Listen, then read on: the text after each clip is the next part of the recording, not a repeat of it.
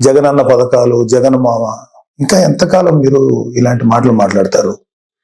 అధికారం ఉన్నప్పుడు నటించారు, అధికారం పోయినప్పుడు నటిస్తున్నారు. నటనల మీద పరిపాలన సాగదు. ఈ విషయం ఇప్పటికే మీకు అర్థమై ఉండాలి, మీ వైసీపీ నాయకులు కూడా అర్థమై ఉండాలి. ఎంతకాలం ఇంకా నటిస్తారు మీరు? ఓపెన్ గా ఉండండి. 2019లో మీకు అద్భుతమైనటువంటి తీర్పు ఇచ్చారు ప్రజలు మీకోసం.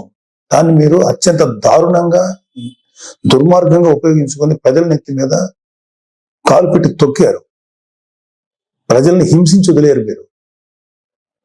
మీ పరిపాలనలో సామాన్యులు సైతం భయపడ్డాడు. సామాన్యులు సైతం భయపడ్డారు.